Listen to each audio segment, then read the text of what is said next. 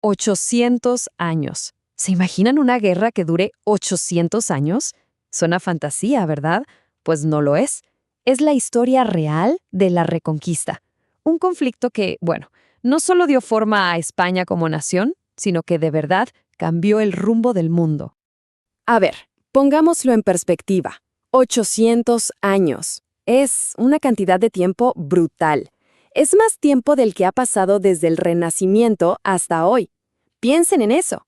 Generaciones y generaciones nacieron, vivieron y murieron en medio de esta lucha constante por la península ibérica. Vieron reinos nacer y desaparecer. Y su legado cultural, bueno, ese lo sentimos hasta el día de hoy. Y aquí lo tenemos. Este era el campo de batalla, por así decirlo. La península partida en dos. Arriba, en el norte, los reinos cristianos, con la mira puesta en expandirse hacia el sur.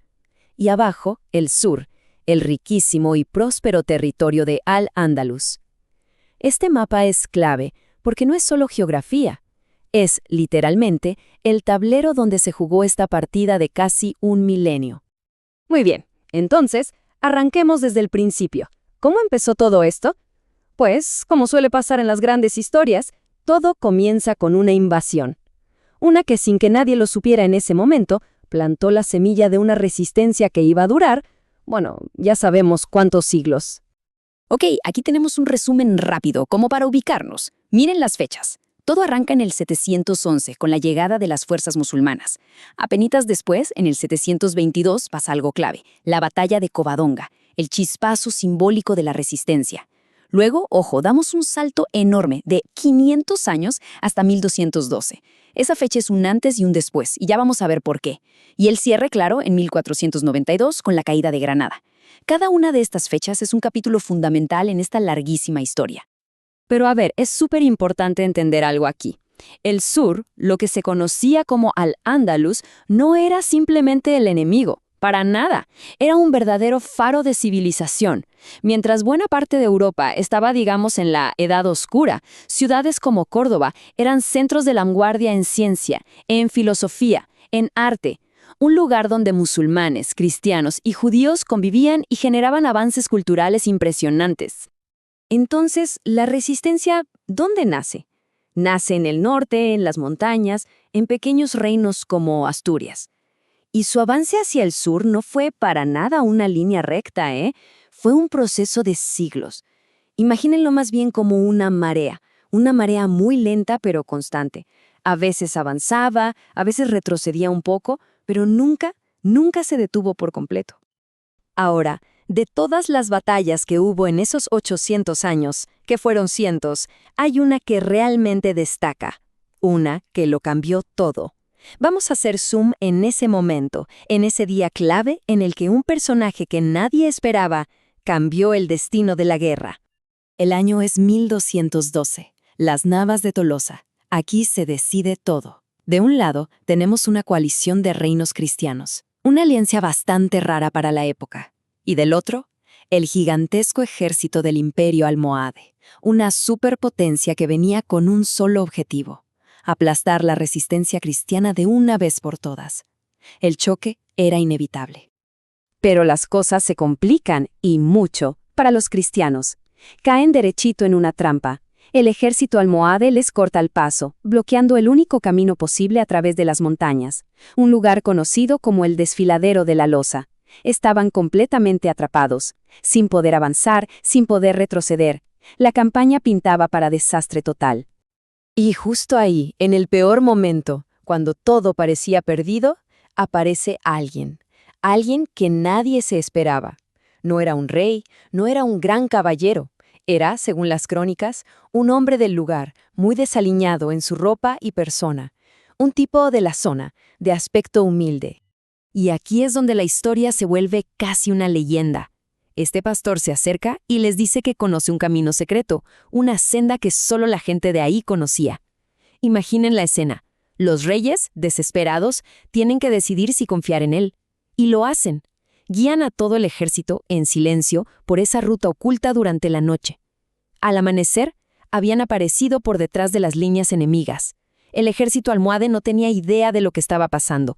El ataque sorpresa fue demoledor. La victoria fue total. Esa victoria, la de las Navas de Tolosa, no fue una batalla más en la lista. No, fue el punto de quiebre. El momento que, de verdad, abrió la puerta a la fase final de la Reconquista. ¿Y por qué fue tan decisiva? Porque básicamente le rompió la espalda al poder almohade en la península. De un día para otro, el corazón de Al-Ándalus, el riquísimo valle del Guadalquivir, quedó totalmente expuesto, vulnerable.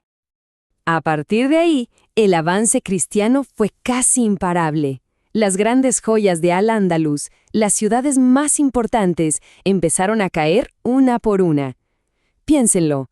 Córdoba, la antigua y gloriosa capital del califato, cae en 1236. Unos años después, en 1248, cae Sevilla. El mapa estaba cambiando de color a una velocidad increíble. Y la recta final no fue solo militar, también fue muy política. El movimiento maestro fue el matrimonio de Isabel de Castilla y Fernando de Aragón en 1469. Esto unió a los dos reinos cristianos más poderosos. De repente tenían el poder militar y, sobre todo, económico para lanzar el golpe final contra el último bastión musulmán que quedaba, el Emirato de Granada.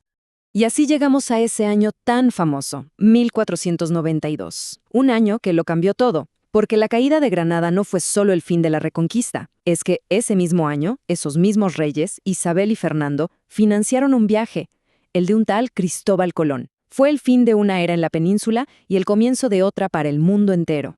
Entonces, después de 800 años, la guerra terminó.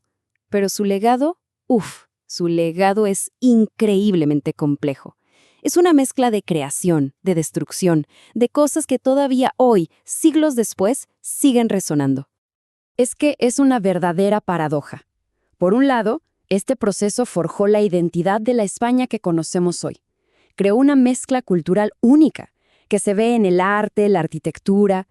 Pero, por otro lado, esa unidad se pagó a un precio muy alto. El precio de la intolerancia religiosa, que llevó a la conversión forzada y a la expulsión de las comunidades judía y musulmana. Un desgarro cultural enorme. Y esos ecos de los que hablamos, los podemos escuchar, literalmente. Miren estas palabras que usamos todos los días. Almohada, azúcar, aceite, hasta álgebra o algoritmo. Todas estas palabras, y miles más, son una herencia directa del árabe. Es fascinante. Y este gráfico lo deja clarísimo. Claro, la base del español es el latín, obvio, pero después, la influencia más grande es el árabe. Un 8% de nuestro vocabulario. Eso es un montón. Es la prueba viviente de esos siglos de convivencia e intercambio. Todo esto nos deja con una gran pregunta para pensar, ¿no? ¿Fue realmente una reconquista, o sea, recuperar algo que se había perdido? ¿O fue más bien la creación de algo totalmente nuevo? Una nueva identidad forjada en el fuego de 800 años de conflicto y convivencia. La respuesta, como la historia misma, no es simple. Y su legado, sin duda, sigue moldeando a nuestro mundo hoy.